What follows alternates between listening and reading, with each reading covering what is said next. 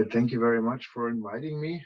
I think I have something exciting to share, something that is well, talk of the day, talk of the time, which is nothing less than a game changer in the lithium-ion battery. Would you like me to start right away? Am I free to start right away? Yes. All right. So, ladies and gentlemen, thank you for listening.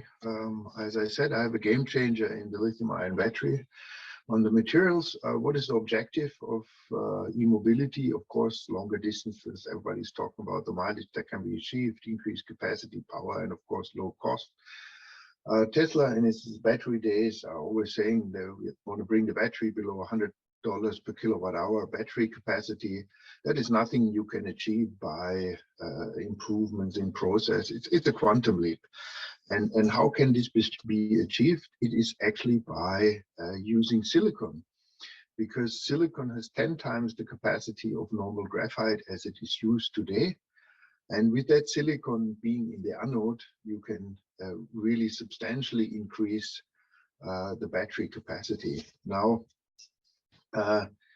there are challenges. Why are people, or why haven't we done it yet? I mean, you know about solid state batteries, you know about other batteries that increase the silicon content. There's a real challenge out there. And I'd like to share that challenge with you. And for that, I'd like to look at the battery. Every battery that, as you have it, is the same way. The small toy battery, as well as the car battery, you have a positive side, you have a negative side. As you can see here from the cathode, the lithium ions, when charged, go into the negative side, which is for now graphite. And when it's discharged, you can see there is a certain amount that is lost. And that lithium ions that are lost, they are sort of forming a layer on that graphite, and that is 10%. You can see it's like on a first lithiation, on the first charge, it can be 1 day to 20 cycles for aging of the battery, which is done at the battery manufacturer. At graphite, you lose about 50% to the capacity. And there you can see silicon, even though it's so much higher, you already lose 50% on this solid electrolyte interface layer. And then during the battery life, like you can feel on your handphone in the beginning, first year it works perfect. After that, it goes down, down, down.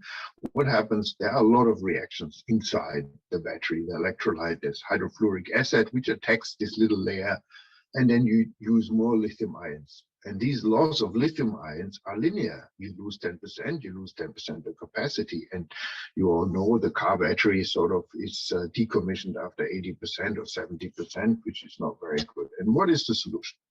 The solution actually is to coat this battery anode material with a nano layer of alumina oxide, which is ceramic. It's a nano layer, 520 nanometer of alumina. And this is preventing the loss of lithium ions whilst the battery is still working perfectly. It is just going through. Proof is, for example, separators in the middle, they're coated ceramically, and they have a porosity, and the lithium ions for the operations of the battery go through. And all the other reactions inside, like hydrofluoric acid, they're made inert, and they don't lead to the degradation. So that is really something that is a phenomenal success. And this is not an invention of Altech. I mean, this is a proven technology. If you have labs, Germany, Fraunhofer, or Bechtel, or whatever, Dow Chemicals, everybody, all the Chinese, all the Koreans, it's proven. It's proven that the ceramic layers have all these benefits, where you can see here you have a less loss in the beginning, you have right away, you have a longer battery life, longer capacity. And the other fantastic thing is that obviously nowadays we all know batteries like on the Samsung Note 7 or car batteries. Sometimes when something goes wrong, it goes seriously wrong, because the reaction that happens within the battery and the organic matter go up to 600 degrees. Your Tesla, your Taycan will just burn down completely. But when you have these materials coated thinly with ceramic, it's localized. And you can see here, these are standard tests. They go up to 90 to 100 degrees. Well, your car will not burn down, and so won't the garage and whatever else. So that is a real benefit. Now, I told you that this is a proven technology, and you can pretty much find it everywhere. So what's the secret? what is really the know-how and what is the USP, why we can do it?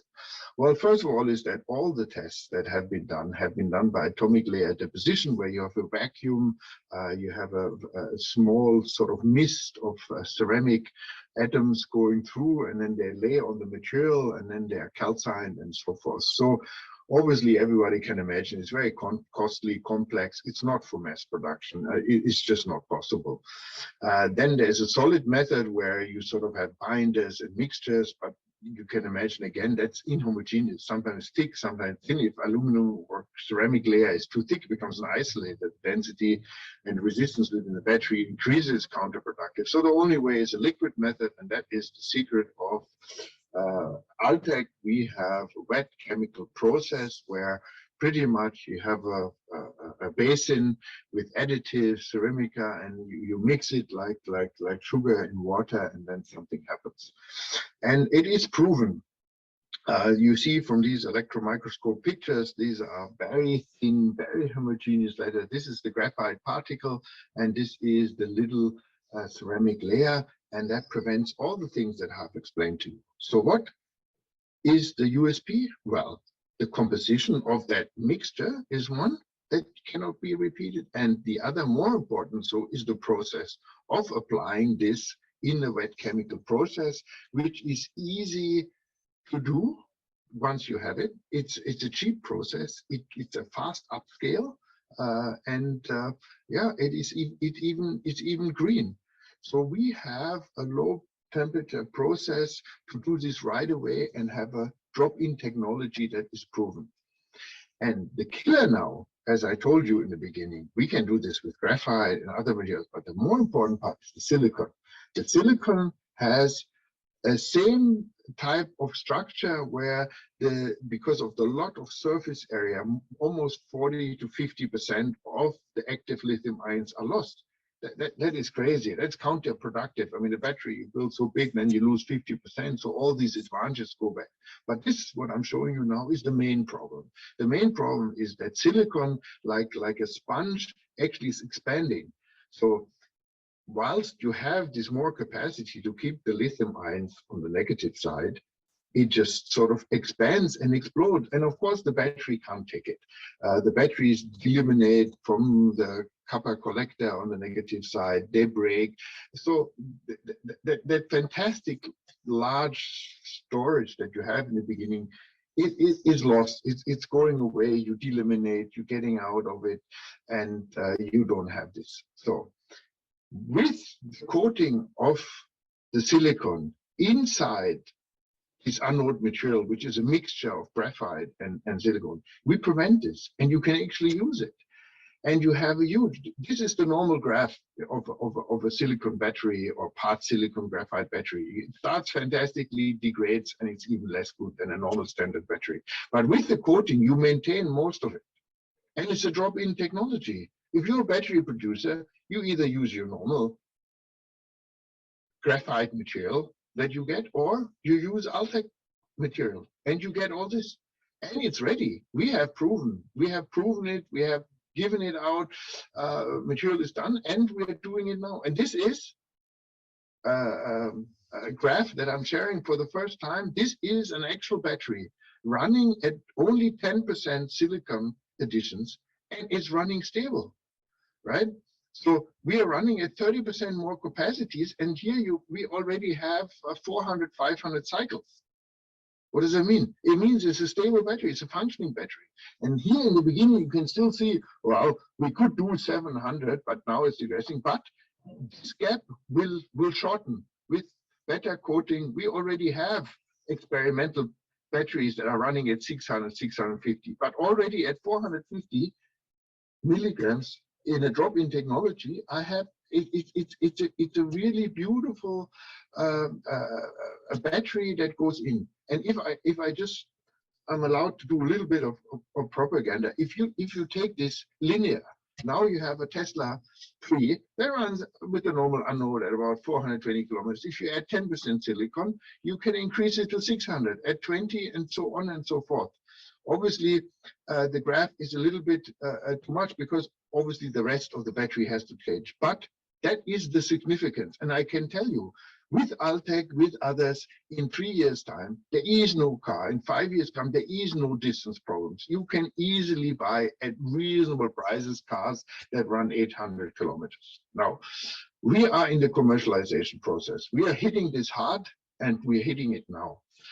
We have bought a site in Saxony, Schwarze Pumpe. It's a 14-hectare site, which is very large. We can at least build 5, if not 6 facilities there. We have awarded the contract for the first pilot line. We have all permits, and we will have material by the end of this year. That means Altech is a company. We're not talking. We have end of this year, we have material, of course, small amounts that will not make a lot of money, but we have material that goes into the qualification process. So what you name it, BMW, Volkswagen, Freyr, Northvolt, all these guys, CATL, whatever, they can test this material and say, hey, yeah, this is actually working like you said, and then we will be offline. Then the sky is the limit. This is the plant that we are proposing. The design is almost ready. It's 10,000 tons per annum plant, and we will start right after the pilot line. This is a short video that shows the location. What is the location? Saxony is the heartland of the European and German electromobility. You have in Brandenburg, you have Tesla. In Arnstadt, you have CATL. In between Schwarzheide, you have BASF with cathode material. I mean, it's just happening. It's a beautiful site. We're there. We have acquired the site. We have acquired, now you can see here, we have acquired, now this should actually work. We have acquired buildings and offices where the pilot line will do. So our first line is ready to be installed. First equipment should be arriving early September, regardless all the logistic and economic challenges. And another important part is that we're not searching for raw materials or partner. This is a local, European, in the most growing market, drop-in technology for battery materials. The raw materials come from Escal Carbon, which is a German European graphite giant, and they are starting up all the new anode materials, so which is synthetic graphite. And the silicon, we have a cooperation with Ferroglobe, a Spanish company, and it will be all European stock. So we are a local supplier, and we're going into the biggest market. I'm sure you all have seen this thing. You know, China, Korea, they're all doing this. But where's the music? Music is in the US, in Europe, and Europe is growing. These plants here, you can see Tesla is already running, Northvolt is under construction, CATL is ready, running already, and all these plants are coming up. That's 600 gigawatt. If all these plants are up, they need about 500,000 tons of anode material. We're making 10,000. So this is a seller's market. This is a seller's market. Anybody can do. Why do all the car companies buying lithium, cobalt mines, material supply? Because they need it. And all companies are going for different types of technologies because of the material. Like, give me an example, Freyr. Freyr is doing a semi-solid battery, which is a pasteurous anode. Does it need silicon? Yes, you better believe it. That is going to make it better. And that is the coating. So we can adapt. We can make something for Northvolt. We can make something for SVolt. We can make something for CATL, right? And we are making this powder, and we're going in this market, and it's $1 billion market. I mean, you all know these numbers. Now let's look a little bit of financial projections. Just this first plant, for this first plant, we will spend a lot less than 100 million US dollars. Projection is like 95, but that includes absolutely everything, all startup, all production. We have an NPV of $500 million US dollars at present conservative market range. We have an annual revenue of 185 million, EBITDA of 63 million. That is a cash generating business. You know what's going to happen. If that first part is up, we're going to build a second one. So in summary, it's a low cost, high tech investment that we have under full control. The IRR is plus 40% already. So In the future, the price degradation that is going to happen in this field, is it going to attack us? No, no, because we're better. You buy 5 times the material as normal anode material, or you buy a fifth from us at maybe double the price. You can see we will be ready to meet.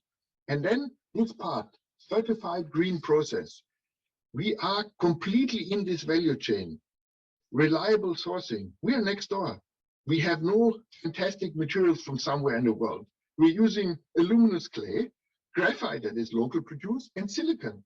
Silicon is mineral sand. You can get it everywhere. Of course, there is a secret. You have to make it 99.99%, but that's all.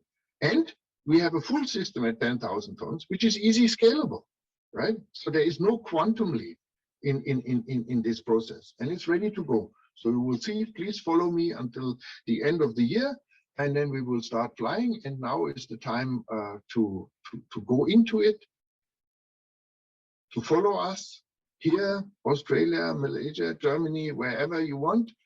This is going to be the one, and you will hear more things from us. A little bit about us. Our group CEO is Iggy Tan, a very experienced Singapore-born Australian who has been very successful with them already. Myself, I'm an engineer. I'm actually in charge of all the technical construction, and I know a lot about this stuff. And Hans-Jörg Baggemans, who's our financial wizard. We have an extremely qualified board. Wilco Stark was former head of e-mobility and a board member of Mercedes-Benz. We have Werner Klatten, which is from the Klatten family. And unfortunately, there's a picture missing. I don't know what happened. Nikolaus Graf Lambsdorff is a former ambassador. He's the son of Otto Graf Lambsdorff, the former head of the Federal Democratic Party in Germany, who is assisting us in all political matters, be it Germany or European. And Dieter Rosenthal is former head of SMS Group, which is a large industrial company, which is, so we have it all. We have the industry, the car industry, we have the political system, we have the industrial system, and the financial. So I think we're well versed. Last but not least, we still have a little bit of a complex group structure because we started out in Australia because of the aluminum oxide processing in a green manner, then building a plant in Malaysia and so forth. And we want to enter the European market. And that European market is kept by a company in Dresden, which we formed, Altech Industry Germany. Everything will come together. And this company is owned 25% by Altech Advanced Materials AG, listed in Frankfurt Stock Exchange, and 75% by Altech Chemicals. Altech Chemicals is capitalized now, I would say 150, 180 million, depending on share price. But Altech Advanced Materials, which I'm talking to you now, is still low. Our capital base is what, 6-7 million euro, and we have an NPV of the first plant already of 500 million. I mean, how much more multiplier can you imagine? So, I mean, this is the German company. Everything we will do here for the European market, and you will hear a lot more from me. And Matthias, I will, of course, join whatever else you have. And we have a really quick follow-up on various announcements, be it patents, be it the plant construction, be it other partners. You can imagine we're talking to all major people that are interested in our technology, and then we have to prove that it works not only in our battery or the test batteries that we have, for example, running in Dresden at the Fraunhofer or other places. I think this is a very good thing. And there's my number and my email address. And ladies and gentlemen, I'd be more than pleased to assist you in finding out more about us, more details. And I'll be in the US, I'll be in Asia. Just give me a call. I look forward to it. Thank you very much. Thank you for the great presentation. Quite short, but very much information in it. Anyhow, yeah, we have 20 minutes left for questions. So for all the participants, you're welcome to post questions via the chat or the Q&A function. The first question we have is, have you already received or applied for public subsidies?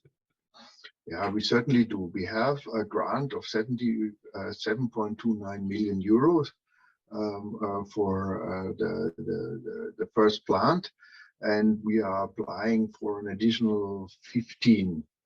But there's no confirmation yet. But you can imagine we have various types of grants that Altech qualifies for. One is a technology grant, one is environmental, and the other one is because we're in the eastern structurally weak sort of area in which we start high employment. I mean, we're now about at 10 people. We're going to go at the full plant. We look at like about 150. So these are the three avenues of grants that we can apply for and have. And then we should be getting around this 15 million. So this would be our expectation. All right. And the next question is regarding the patent situation. How is that done at your company? Yeah, that is a critical assessment. Now, bankers, investors like to see patents because it gives like a false pretext of protection and entry barrier. However, you know, like when you roll out a patent, you do share certain specifics of the technology. And it's like Coca-Cola. I mean, it's just, let's say you would buy our material.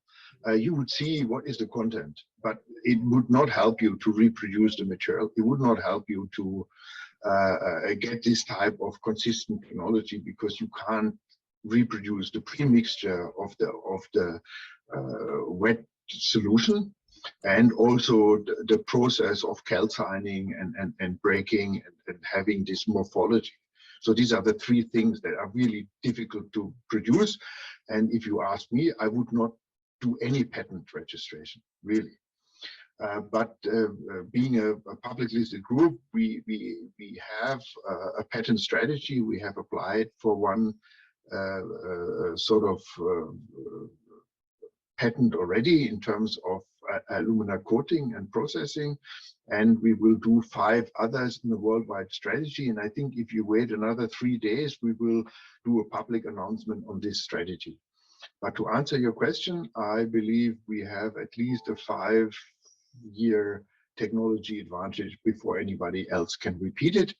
And in any case, it's a seller's market. Many people will reproduce this way, similar way, and whatever, but it won't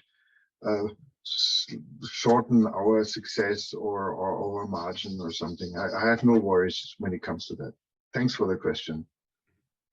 And another question is regarding your impressive supervisory board, and there are partners in there like Mr. Clutten, which indeed have deep pockets. Why do you raise capital on the public markets and not from your investors? You can imagine we have raised within the German public listed company is smaller, but we have invested 50, 60 million of our own capital in Australia and Malaysia already. So these are very large groups in different types and quite diversified. And we are looking to be independent. I would not want at this moment in time a major shareholder where we lose control. There are interested parties that would give me, I mean, let's say I don't need that much. I need $50 million, but if somebody else gives me $50 million, how much of that company do we still own and control? So I think it's too early to give everything away. We want to have many shareholders in a smaller manner and then make it fly. And then we will consider selling for different prices, so everybody benefits. Okay. Yeah. Can you say the amounts that already have been invested? Was it just the 60 million in total? We have on shareholder equity with Australia and Germany, it's about $65 million. Okay. And I mean, what makes this technology special is the silicon, right? But aren't we currently facing a silicon shortage, which we also see in the chip industry, where chips aren't produced as many? partly also because of the silicon shortage? No. Silicon is the most common material in the world crust. The chip shortage is only to a very small part of special two-dimensional silicon or high concentration silicon in the subwafers, which is a timing issue where you have to grow these crystals, then slice it, then polish it. In terms of material, there's no shortage whatsoever. Okay. And do you see currently competing technologies that could achieve a similar effect? Of course. I would say, I mean, you hear there's a dozen announcements every month. So there are different types of technologies that will be successful and that will go forward. Now, Altech has a place in all of them. It doesn't matter what is the structure of your battery. The simple principle remains the same. We're not a battery designer. We're not a battery producer. We just want to give you the best material that you can possibly get for the cheapest price to make a good battery. And you know, it's a simple principle. Better materials make better products. And if they can be produced CO2 reduced and locally, even better so. So these different technologies will go through. It will not be like a CD player or video player in the olden days where there's one technology goes through. I mean, even Tesla will have at least 3-4 different types of batteries in the lithium-ion space, and maybe even a sodium-based battery. That's because there is not enough material production capacity on one. You will be able to buy a Volkswagen, you can decide 5 different types of batteries. And then we will see how they progress. And of course, the holy grail at the end of the day will be a solid state electrolyte interface where you practically have no more temperature management problems, where you have no longer any danger of fire, but it is not as easy as people make it out to look. Just look at quantum scale or whatever. I mean, there are lots of challenges still ahead, but it will come. And we will have a place in it, Matthias, I promise you. Yeah, there was also a question from the chat. You already partly answered it, but I asked it anyway. So do you feel threatened by the sodium-ion battery technology? But I mean, you partly already answered that. I can answer you. Sodium-ion battery is a fantastic technology. I'm telling you, it's good and it will exist in parallel. Will it go into e-mobility? Only to a small part. Of course, sodium is the second most chargeable mineral below lithium, and it's safe, and there will be a huge market. But I believe that market will be in stationary batteries. It will be, you know, your solar house. It will not really be the mobility, because that density that we wanted to achieve is really going to be phenomenal, and that you can't with the sodium battery. That's one. Number two is sodium. The C rate in terms of speed of charging is limited. I would say now we are still below 1. Maybe 0.6 is a good sodium battery charge, whereby at a high capacity ceramic coated lithium-ion battery, you can do 2C, 3C, 4C, which is a very fast charging rate. 10 minutes, your car is full. So that's my answer. Okay. And regarding the COVID situation in the past 2 years, how did that affect your progress? Yeah, it affected the progress a lot, because we are a startup. It's a people's business. People have to meet, people have to connect. So that was very challenging. Second is that tests and materials took a longer time than expected. And third, while equity markets, people are nervous. I mean, you don't depart with your money and go in something a little bit risky in future. You're probably better off, you know, buying gold or Nestle food things, so that we were affected a little bit. I think it was delayed, but overall our ambition and our excitement has not changed, and we have good support from the financial markets. We have enough working capital for 2 years, and we're going to go for another round once we have the final detailed financial numbers for this plant in Saxony and the materials go out. We will go for one more funding round. But again, it won't be very large. So if you have to come in if you want to participate later on, it's only going to be more expensive. Mm-hmm. All right. Once again, for all the viewers, you can post questions through the chat or the Q&A function. But another question from my side, maybe looking forward a bit. So what's your goal for the next 3 to 5 years, year by year? So if I understood correctly, this year is basically for the first production, so to test for your customers if they like the product or if they want to buy it. Can you already start producing next year, or what's the timeline? What's the milestones? Good. We will keep on qualifying our material. If we start by middle next year, mid 23, so we will have first industrial material production by end 24, early 25. And then from that onwards, we will just sort of roll over. I mean, as a director, we're not so easy to make these projections as a salesman. I mean, obviously we want to be number one in the world. So we will roll out these plants and just deliver these little nice sacks to our customers, and in a different manner. Some probably get a 5 nanometer coating, the other one maybe 20. It's all a little bit different, and then we will start going, and I will do a roadshow in October in the US and see what we can achieve there. Okay. We're ready. And did you already get offers from Tesla and the likes to buy the whole company, or is that even a potential exit for you?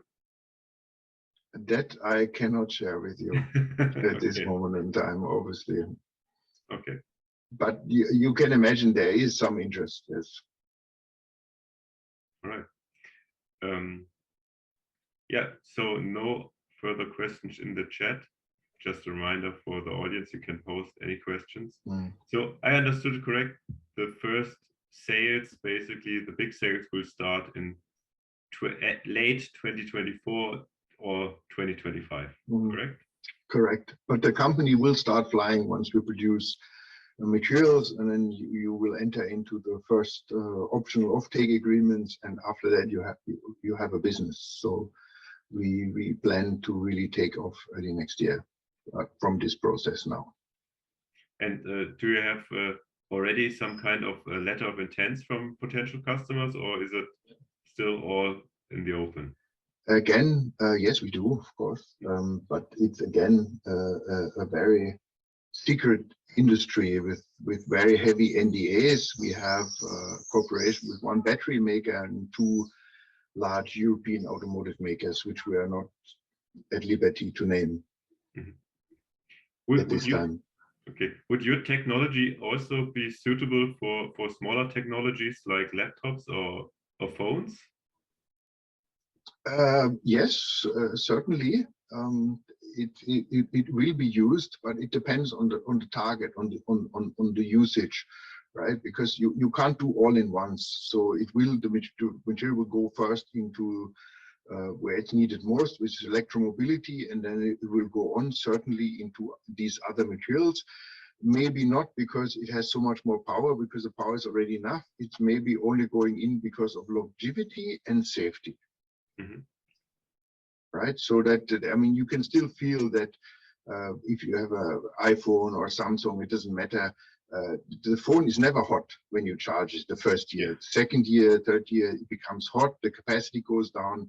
So this capacity down management is actually not a marketing gimmick. So you buy a new phone, it's actually necessary, because the battery actually would work forever if you really do it softly. But because you have a fast charge, the battery is under stress, the separator becomes porous. There are certain dendrites that grow and sometimes peek through, and that's the internal resistance starts. The phone gets hot already, and then like so it's more of a safety and longevity matter. Mm-hmm. Then just another question came in the chat. So in the past, you have emphasized the flexibility of your approach.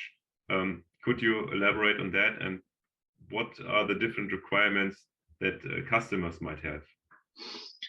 Yeah, also a lithium-ion battery making is a very technical, very complex process, and it is at this moment in time of industry standard a trial and error. Every producer has slightly different composition in terms of cathode material, more nickel, less nickel, more cobalt in the cathode, a different type of separator, but even more so the electrolyte has a big impact in terms of what negative reactions do happen in the process. And that's why you maybe have a carbon-coated graphite synthetic that works very well for Panasonic. You ship it over to CATL, it won't work. They can't really tell you why, and then you experiment a little bit. So it's very important that you have the flexibility to adapt different mixture, different density, different size of the materials. Could be half a nanometer, half a micron, could be 1 micron, so 500 nanometer or something. So you adjust this. And last but not least, then depending on how this battery functions, I mean, obviously you want that ceramic coating to be as thin as possible, but maybe it's not enough. Like for example, synthetic graphite, probably 2 to 5 nanometers is enough. For silicon, it's not. If you really want to achieve and have a metallized silicon at half a micron that still works and doesn't pop out, you need like 20 micron, and that we can do, and that's not easy. So currently, no further questions. One last reminder for the audience to post questions, because we are approaching the last few minutes, and yeah, I mean, I'm grateful for all the discussions. I like to keep things short and sweet. I mean, we actually went through 49 slides, which is, in my opinion, ridiculous, but it is a very simple, great story. You have a different type of powder. It's safe, it's green, it's stronger, better, and it's very hard to reproduce. And we're going to go into business early next year. So that's the story. All right. Oh, just another question just came in. By how much would the application of your technology increase the production cost of a battery? It certainly won't increase. It reduces it, right? It reduces it. I mean, my powder is a drop-in. You buy, let's say, graphite for $9 a kilo for your battery, and then you lose 30% and this and blah blah blah, and then you buy my product at, yeah, let's hypothetically $20, but it is 3 times as good, so you save 30%. But of course you save much more, because if you save 30%, you save 30% volume, 30% of weight, 30% of this. I mean, that's sexy. I mean, let's face it, I can be better, greener, nicer. If my product is not cheaper, I'm not going to win. The winner is only better and cheaper. All this talk, green, yes, I love it, but you're a businessman, I'm a businessman. Car industry is cutthroat. You have to make money. $10, $100 is a lot of money. Saving $150, maybe 10% of the net margin, unless you're Porsche. But all the other car makers, what do they make? $1,000, $1,500 per car? So people will come to me because I will reduce the cost substantially. I would say starting 30%, which is huge. I mean, that alone would favor your technology over a regular battery. So, of course, and it's drop-in. You don't have to change your production line. I mean, yes. CATL is calendar. I mean, he's like rolling the anode material onto the cathode. right? And then the beam down is a little bit different with pouch and so forth. It's all secret, right? So even we only know little. They never let us in these facilities. They never share this us. We just sort of understand if something doesn't work, then we can adapt. So it doesn't matter. You buy a black sack of graphite, or you buy a little gray sack which is coated and has silicone, and you put in your machine. You try it out. Yeah. All That's right. it. That's the thing. Things have to be simple. Then you can win. Thank you for your great presentation and all the questions and answers that you just gave. The time is up. So thank you again. Pleasure. I thank everybody for listening. I wish you lots of success, and please get in touch with me. And Matthias, thank you very much for leading this presentation. And I hope I see you all soon. Please do get in touch with me. Great. Thank you.